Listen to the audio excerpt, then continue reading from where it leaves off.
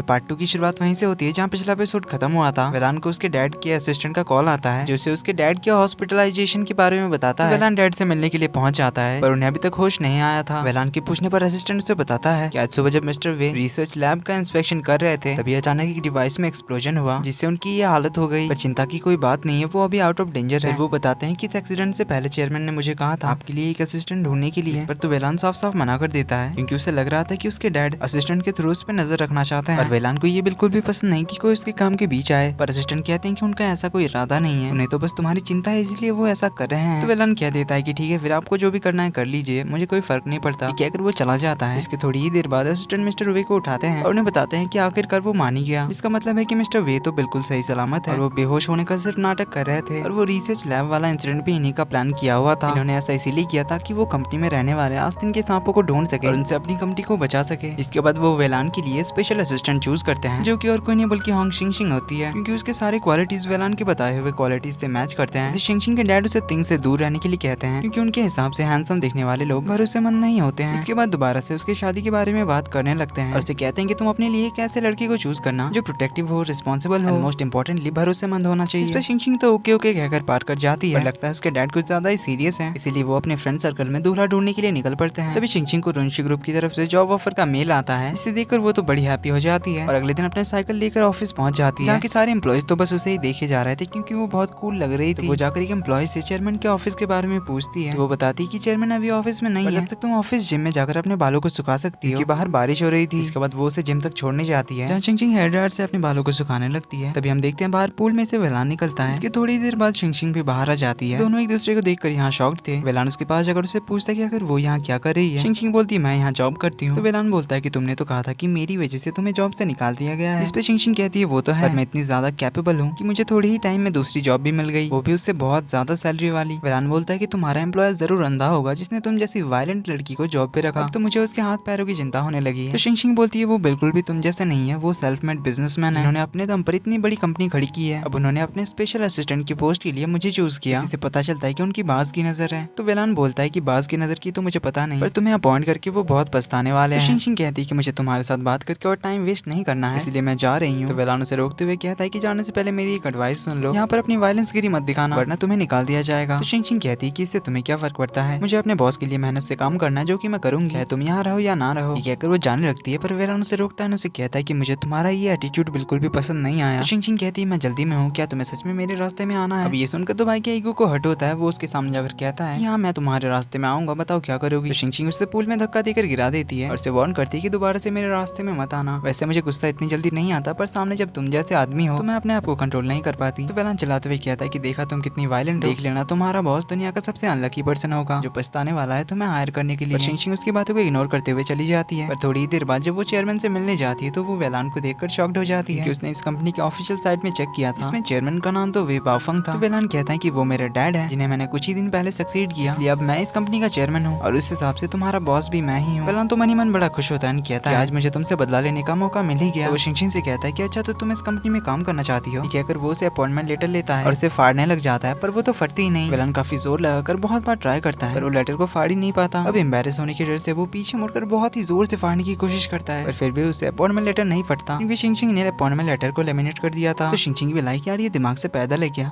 जो इसे इतना भी समझ में नहीं आया। तो वेलान कहता है छोड़ो इसकी कोई जरूरत नहीं है, मैं अभी जॉब से निकालता हूँ, सो प्लीज लीव। तो शिंगशिंग कहती कि मैं यहाँ आने से पहले ही एचआर डिपार्टमेंट में कॉन्ट्रैक्ट साइन कर चुकी हूँ, इसका मतलब है कि मैं ऑलरेडी यहाँ की एम्प्लॉइज बन चुकी हूँ, इसलिए बिना किसी वैलिड रीजन से आप मुझे नहीं निकाल सकते वरना वो लेबर लॉज का वायलेशन होगा। तो वेलान चढ़ते हुए एचआर डिपार्टमेंट में कॉल लगाता है और अपने डैड के असिस्टेंट से कहता है कि मेरे अप्रूवल के बिना आपने शिंगशिंग को कैसे हायर कर लिया। असिस्टेंट बोलता है कि मैंने नहीं किया, आपके डैड ने किया, क्योंकि आपने तो कहा था कि जो करना है कर लो। तो वेलान कहता है कि वो सब मैं नहीं जानता पर अभी से फायर करो। तो असिस्टेंट बोलता है कि चेयरमैन ने मुझे कहा था कि आप ऐसा जरूर बोलेंगे, इसीलिए उन्होंने मुझे आपको बताने के लिए कहा है कि अगर आपने किसी भी बहाने से शिंगशिंग को जॉब से निकाला तो आप भी अपनी चेयरमैन की पोजीशन खो बैठेंगे, इसलिए सोच समझकर फैसला लीजिए आपको उसके साथ काम करना है या फिर उसे काम से निकालकर अपने पोजीशन को खोना है। अब ये सुनकर तो भाई को बड़ा गुस्सा आता है पर अपने गुस्से को कंट्रोल करके उससे कहता है कि अच्छा तो तुम्हें मेरी पर्सनल स्पेशल असिस्टेंट बनना है, जो शिंगशिंग तो बिल्कुल भी नहीं चाहती थी पर अभी उसे पैसों की जरूरत है इसीलिए वो काम करने के लिए मान जाती है। तो वेलान अपनी कंडीशंस रखता है, उसे बताता है कि मेरी असिस्टेंट को ऑफिस के सारे काम आने चाहिए एंड मार्शल आर्ट्स में एक्सपर्टीज होनी चाहिए। शिंगशिंग अपने सर्टिफिकेट दिखाकर उसे बताती है कि वो ऑलरेडी अपना मेजर कर चुकी है और लगातार 3 साल तक चाइनीज किक बॉक्सिंग टूर्नामेंट की चैंपियन रह चुकी है। वेलान कहता है कि मेरी असिस्टेंट को बहुत ही जल्दी से काम करना होगा और वो स्मार्ट भी होनी चाहिए। तो शिंगशिंग उसे अपने बहुत सारे मिलिट्री मेडल्स दिखाती है जो उसके काम से इंप्रेस होकर उसे रिवॉर्ड किया गया था। देन वेलान कहता है कि उसे लॉयल और एथिकल होना होगा। तो शिंगशिंग उसे बताती है कि उसे लगातार 3 साल तक एग्जाम्पलरी सोल्जर चूज किया गया था। मतलब उसकी बहादुरी और देश प्रेम को एज एन एग्जाम्पल बताया जाता था। और आर्मी ज्वाइन करने से पहले ही उसने शपथ ली थी देश के प्रति वफादार रहने की, जिससे उसकी लॉयल्टी भी प्रूफ हो जाती है। तो वेलान कहता है कि मेरी असिस्टेंट अच्छी लीडर होनी चाहिए। तो शिंगशिंग उसे बताती है कि वो आर्मी में एक स्क्वाड लीडर थी और उसने 14 सोल्जर्स को लीड किया। तो इसी तरह दोनों का चलता रहता है और आखिरकार वेलान के पास कोई भी एक्सक्यूज नहीं बचता, इसलिए वो उसे कहता है कि क्योंकि तुमने मुझे बहुत परेशान किया है और मुझे हर्ट किया है, इसीलिए मैं तुम्हें यहाँ काम करने नहीं दे सकता। तो शिंगशिंग उसे कहती है कि क्या हम इस बारे में बात नहीं कर सकते। तो वेलान फुल एटीट्यूड के साथ कहता है कि अब कोई बात नहीं हो सकती, तुम्हारा यहाँ काम करने का कोई चांस नहीं, जॉब छोड़ दो तुम। तो शिंगशिंग उसे उनका वायरल वीडियो दिखाती है और पूछती है कि अब भी नहीं। तो वेलान उसे सही से बात करने लगता है, कहता है कि इसकी कोई जरूरत नहीं है, हम बैठकर बात करते हैं ना। तो शिंगशिंग कहती है बात करने का कुछ है ही नहीं, मैं अपना काम करने जा रही हूँ और मैं यही काम करने वाली हूँ, चाहे आप यहाँ रहे या ना रहे। तो वेलान शिंगशिंग से कहता है कि मिस शिंगशिंग आप थोड़ा रुकिए, मैं अभी आता हूँ। ये कहकर वो निकल लेता है और इलिन को कॉल लगाता है जो रिसर्च डिपार्टमेंट का हेड है, उसे मिलने आने के लिए कहता है, जहाँ उसे उसके शिंगशिंग के साथ सारे कांड के बारे में बताता है। इलिन तो उसे मिलने जाने की बात करने लगता है। तो वेलान उसे रोकते हुए कहता है कि कुछ तो गड़बड़ है, मुझे लगता है उस शिंगशिंग को मेरे डैड ने मुझ पर नजर रखने के लिए भेजा है। पहले तो उसने जानबूझकर मेरी अटेंशन पाने की कोशिश की, फिर उसे जॉब पे रखने के लिए उसने काफी रिक्वेस्ट की है और फिर से अप्रोच किया। वो इतनी सिंपल लड़की तो नहीं लग रही है, इसका मतलब है जरूर मेरे डैड ने ही उसे यहाँ भेजा है। तो इलिन शिंगशिंग के रिज्यूमे को देखकर उसे कहता है कि इसे तो अपने हर प्रीवियस जॉब में बहादुरी के रिवॉर्ड मिले हैं। वेलान से कहता है कि यार जो भी हो, पर ये लड़की बहुत ज्यादा टैलेंटेड है और इस टैलेंट को तुम्हें अपने हाथ से जाने नहीं देना चाहिए, इसीलिए सबसे पहले तुम्हें उसे अपने साइड करना होगा ताकि वो तुम्हारे लिए काम करे, ना कि तुम्हारे डैड के लिए। और ये काम तुम्हारे जैसे बंदे के लिए तो बहुत ही आसान होगा। ये कहकर उसकी थोड़ी तारीफ कर देता है जिससे तुम उसे अपने कंट्रोल में ला सकते हो। तो इसी के साथ पार्ट 2 का एंड यहीं पे होता है। तो अब इलिन उसे आगे क्या आइडिया देने वाला है, वेलान आगे क्या करने वाला है, ये हम देखेंगे पार्ट 3 में। So thanks for watching. ये वीडियो पसंद आई तो वीडियो को लाइक कर देना, चैनल पर पहली बार आए तो do subscribe and hit the bell icon. मिलते हैं अगले वीडियो में, तब तक के लिए take care and bye bye.